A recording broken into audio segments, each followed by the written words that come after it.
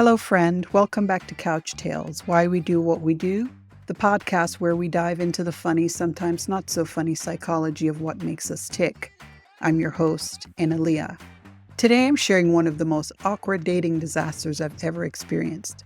Forgetting the name of a guy I met on a dating app on our very first in-person date. Yep, you heard that right. And while it was mortifying at the moment, I've learned a lot about why our brains do these silly things and even found some humor in the chaos. Okay, the date that went nameless. Picture this. I've been texting with this guy for weeks on a popular dating app. We shared memes, our favorite pizza toppings, and even debated which movie to watch. Everything was going great, and we finally decided to meet in person at a cute, cozy cafe downtown.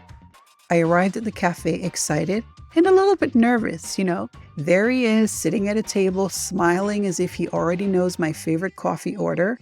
I take a deep breath, ready to charm him with my wit and personality. But then, out of nowhere, it hits me like a ton of bricks. I have no idea what his name is.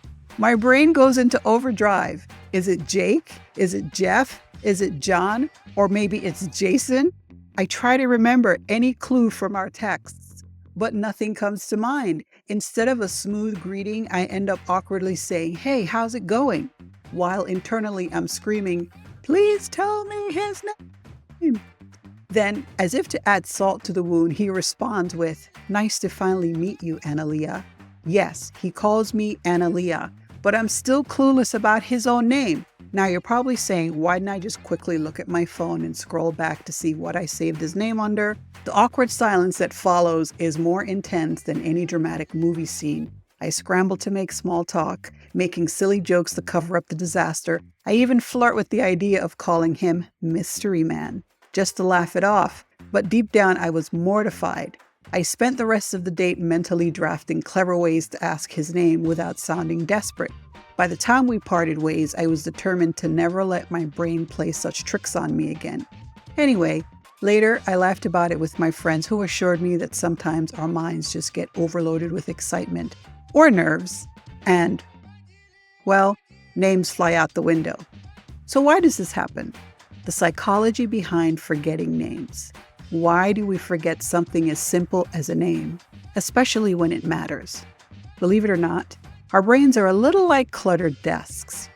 When we're excited or nervous, too many thoughts pile up and sometimes even the basics slip through the cracks. So here's a quick breakdown. Number 1, cognitive overload.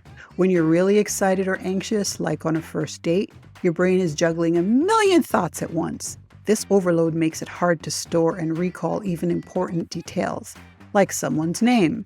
It's like trying to remember where you put your keys while your phone is ringing off the hook. Number 2, the spotlight effect. Our brains love to focus on big, emotionally charged details, like our own feelings or the exciting promise of a new connection, and sometimes ignore the smaller stuff.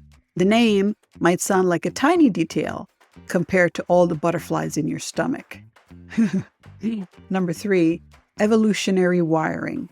Long ago, our ancestors needed to remember crucial survival details like the location of food or danger, not necessarily names. So our brains are hardwired to prioritize what they see as important. Today, the modern need to recall a name during a date can sometimes get pushed aside by our survival instincts, which now mistakenly think nerves are a sign of imminent danger. Number 4, Freudian insights with a modern twist. Now, that famous psychoanalyst suggests our unconscious mind might hide away things that make us uncomfortable. In a way, forgetting a name could be seen as a little rebellion against the pressure of the situation.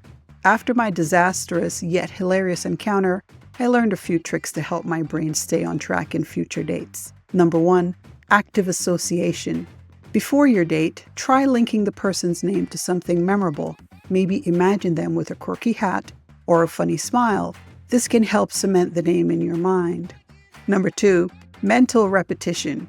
Quietly repeat their name to yourself a few times after you've learned it. It might feel silly, but this little trick can make it stick. Number 3, mindful breathing. If you feel your mind getting overloaded with nerves, pause for a moment. Take 3 sharp inhales through your nose and 1 slow, deliberate exhale through your mouth. This simple technique helps to calm your mind, making it easier to remember details like names. It's like giving your brain a quick reset. Own the moment. If it happens again, and let's be honest, it might, just laugh it off. Honesty and humor can turn any embarrassing moment into a charming story. So whether it's the stress of a new encounter or just the overload of excitement, these moments remind us that we're all human. So next time you find yourself in a similar pickle, remember, a little humor, a mindful breath, and a willingness to own the moment can transform a potential disaster into a fun story you'll laugh about later. All right, that's it for today's episode of Couch Tales, Why We Do What We Do. I'm your host, Analia. If you like this episode, please take a moment to follow and also share your experiences in the comments below. Until next time, friend, stay curious, stay kind, and remember, embrace your quirks because they make you uniquely you.